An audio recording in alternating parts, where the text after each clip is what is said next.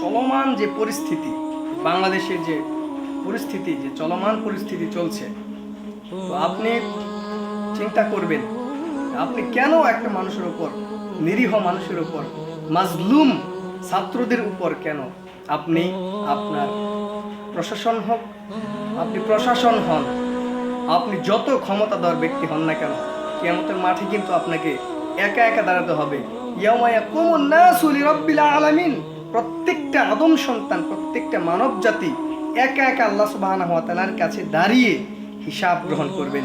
সুতরাং আপনি যত বড় জালেম হন না কেন, জালেম শাসক হন না কেন, জালেম শাসনকর্তা হন না কেন, আপনি যত বড় ব্যক্তি, ক্ষমতাধর ব্যক্তি হন না কেন, আল্লাহ সুবহানাহু ওয়া তাআলার সামনেই একা একা আমাদেরকে দাঁড়িয়ে হিসাব দিতে হবে।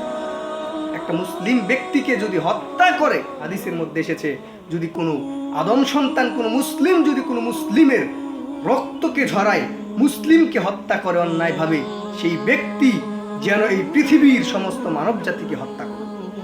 এবং কোনো ব্যক্তি যদি এই পৃথিবীর কোনো একটা আদম সন্তানকে বাঁচিয়ে দিল, তাকে মুক্ত করে দিল, তাহলে সে যেন এই পৃথিবীর সমস্ত মানব জাতিকে সে মুক্ত করে দিল। সুতরাং আপনি কোনো মানুষকে যদি আপনি হত্যা করেন, তাহলে আপনি পৃথিবীর সমস্ত মানুষকে আপনি হত্যা করেন। আপনি একটা ব্যক্তিকে মাজলুম অবস্থায় অত্যাচার করবেন, জুলুম করবেন তার উপরে, আল্লাহ সুবহানাহু ওয়া তাআলা প্রত্যেকটা জালেম ব্যক্তির বিচার আল্লাহ সুবহানাহু ওয়া তাআলা করবেন। এজন্য আমরা মনে রাখার চেষ্টা করব, আল্লাহ সুবহানাহু ওয়া তাআলা পবিত্র কুরআনুল কারীমে বলেছেন, ইয়াউমা ইয়াকুমুন নাসু লিরাব্বিল আলামিন। প্রত্যেকটা ব্যক্তি, প্রত্যেকটা বান্দা, প্রত্যেকটা মানুষ আল্লাহর সামনে একা একা দাঁড়িয়ে হিসাব গ্রহণ করবেন। সুতরাং আপনি জুলুমের সুযোগ পেয়ে একটা মানুষকে জুলুম করছেন, তার দুর্বলতার সুযোগ নিয়ে তাকে অত্যাচার করছেন, নিপীড়ন করছেন, তাকে রক্ত ঝরাচ্ছেন, তার রক্ত, প্রত্যেকটা রক্তের হিসাব আপনাকে একদিন দিতে হবে।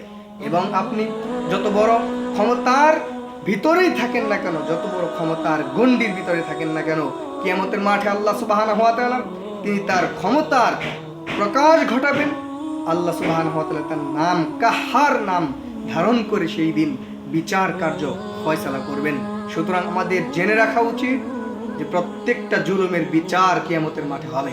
এজন্য আমরা যাতে কোনো মানুষের দুর্বলতার সুযোগ না নিয়ে তাদের উপর জুলুম না করি। এজন্য আমরা চলমান পরিস্থিতিতে আমরা যাতে তাদের মাজলুম ভাইদের পাশে দাঁড়িয়ে মাজলুম ভাই ও বোনদের জন্য দোয়া করি, আল্লাহ সুবহানাহু ওয়া তাআলা যাতে তাদেরকে হেফাজত করেন এবং জালেমদের আল্লাহ সুবহানাহু ওয়া তাআলা শাস্তি দেন এই দুনিয়ায় এবং আখিরাতে। আল্লাহ সুবহানাহু ওয়া তাআলা জালেমদেরকে কঠিনতর কঠিন শাস্তি দিয়ে আল্লাহ সুবহানাহু ওয়া তাআলা বিচার কার্য সম্পূর্ণ করেন। আল্লাহ সুবহানাহু ওয়া তাআলা আমাদের প্রত্যেককেই ঈমানের সাথে জীবন পরিচালনা করার তৌফিক দান করুন।